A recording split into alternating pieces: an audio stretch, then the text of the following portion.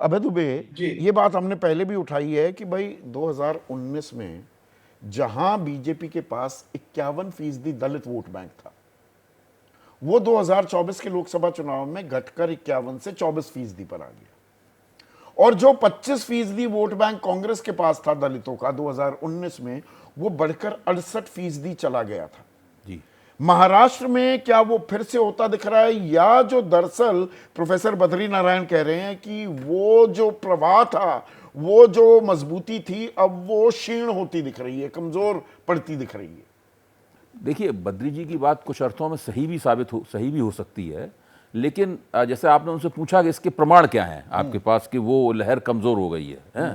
तो जाहिर है कि इस तरह की चीज़ों के प्रमाण नहीं होते।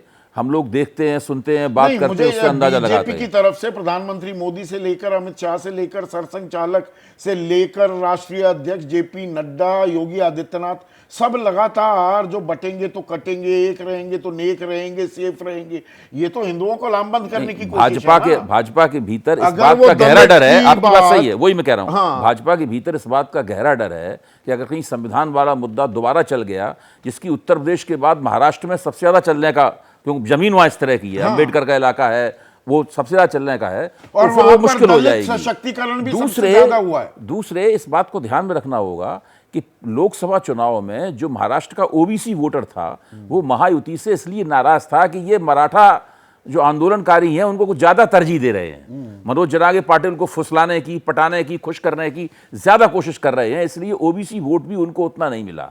फिर भारतीय जनता पार्टी शुरू से ही माधव की राजनीति करती है। माधव का मतलब हुआ, माँ का मतलब माली, धा का मतलब धनगर और वाह का मतलब वंजारी।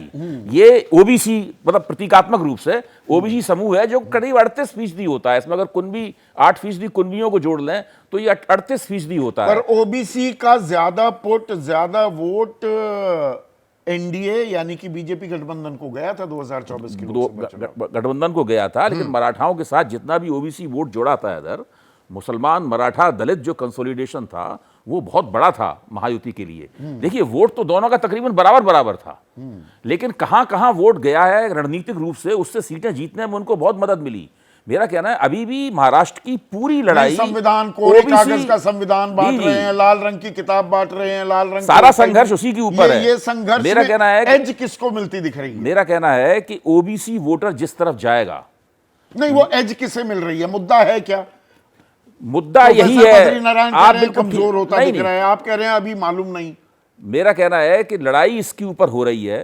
कोई नहीं कह सकता कि ओबीसी वोटर किस तरफ झुकेगा। जिस तरफ वही तय करेगा जिस तरफ ओबीसी वोटर झुकेगा वो पक्ष चुनाव जीतेगा। मुझे ऐसा लगता है। दलित जो बीजेपी से चिपकता दिखा था, नहीं, दलित वोटर महाराष्ट्र में आमतौर पर कांग्रेस के साथ रहा है, और इस बार पिछले लोकसभा चुनाव में भी कांग्रेस के साथ गया था, और इस बार भी ऐसा नहीं लगता कि भारतीय जनता पार्टी के पास ऐसे कोई फार्मूले हैं जो दलित वोटर को अपनी ओर खींच ले। पर एक फॉर्मूला है, और पंकज शर्मा, ये आपसे इसलिए पूछ रहा हूं क्योंकि आपका ताल्लुक मध्य प्रदेश से भी है। लाडली बहना ने वो तुरप का इक्का साबित हुआ था पिछले साल चुनाव में, ये बात तो आप मानेंगे। अब यहां पर लाड़की बहना जो नाम है यहां की योजना का, 1500 रुपए जो दिए जा रहे हैं उसको 2100 रुपए। कांग्रेस को भी अब उद्धव ठाकरे, शरद पवार को भी कहना पड़ा हम 3000 देंगे। ये कितना बड़ा फैक्टर है? क्या ये चुनाव पलट सकता है या नतीजे तय करने में सबसे बड़ा मुद्दा होगा? मुझे नहीं लगता कि ये नतीजे तय करने का सबसे बड़ा मुद्दा होगा। इसका थोड़ा बहुत असर पड़ सकता है, लेकिन बहुत ज़्यादा असर इसलिए नहीं पड़ेगा कि महाराष्ट्र के मतदाताओं की एक बात आप लगातार सुन रहे होंगे, जिसमें ये ध्वनि निकल रही है कि ये जो पैसा है ये तो हमारा ही पैसा है और हम ही को दिया जा रहा है, इसके बदले में हम ये पैसा देने वाले को वोट दें, ऐसा जरूरी नहीं है। तो मुझे नहीं लगता कि इसका कोई बहुत ज्यादा इतनी समझदारी दिखाता है वोटर, या एक जो बेनिफिशियरी क्लास है, लाभार्थी जाति जो बीजेपी ने बनाई है, वो शांत खामोश भी बैठ जाती है, और विधानसभा चुनाव में तो जैसे हरियाणा में दिखाई दिया वो बाजी को पलट भी देती है। मेरा कहना यह है कि इस योजना का थोड़ा बहुत असर जरूर पड़ेगा, लेकिन महायुति जो मानकर चल रही है कि इसका बहुत बड़ा असर पड़ जाएगा, उतना बड़ा असर पड़ने वाला नहीं है। असर किस बात का पड़ेगा? मतलब फिर आपकी निगाह में सबसे बड़ा मुद्दा क्या है? दूसरे मुद्दे बहुत बड़े हैं। महाराष्ट्र में महंगाई और बेरोजगारी का बहुत बड़ा मुद्दा है। महाराष्ट्र में ये मुद्दा बहुत बड़ा है कि वहां का सारा कारोबार वहां से हटकर गुजरात में जा रहा है। ये सबसे बड़ा मुद्दा है। महाराष्ट्र के दूसरे मुद्दे बहुत बड़े बड़े मुद्दे हैं। और आप महंगाई, एक बात- बेरोजगारी तो हरियाणा में भी मुद्दा था, उसने चुनावी हाँ, नतीजे तय नहीं किए। पर चुनावी नतीजे, देखिए, ये एक सटल मुद्दा होता है। महाराष्ट्र में इसका असर ज्यादा होगा। हरियाणा की संरचना और वहां की ग्रामीण संरचना और वहां की सामाजिक संरचना दूसरी तरह की है। महाराष्ट्र की सामाजिक संरचना दूसरी तरह की है।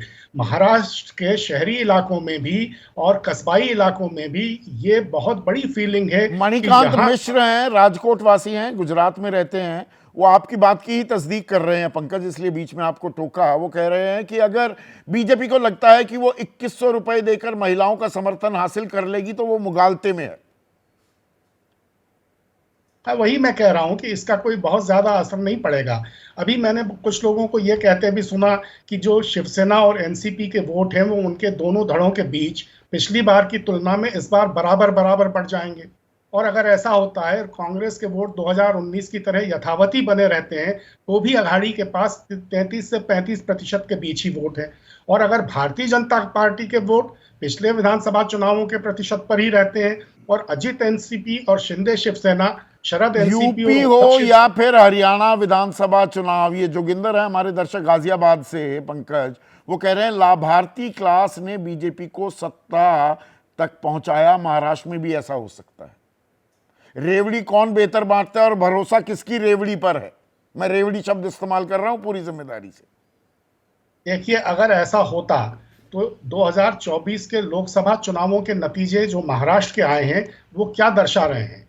महाराष्ट्र में एनडीए के घटक दलों का वोट करीब करीब 8%, 7.79% गिरा है। अजीत एनसीपी का वोट सिर्फ 3.5% रह गया लोकसभा के चुनाव में। शिंदे शिवसेना का 13% वोट रह गया। और इंडिया समूह का जो वोट है वो 11.7% बढ़ा। उद्धव की शिवसेना का वोट जैसा का तैसा रहा, थोड़ा तो सा चलिए बढ़ा। अभी आगे बढ़ता है या नहीं, पर इन मुद्दों में, मुद्दे तो बहुत हैं, वो तश्तरी पर सजे रहते हैं, पर चेहरा भी होता है। चेहरे को लेकर एक असमंजस पैदा हो गया है क्या?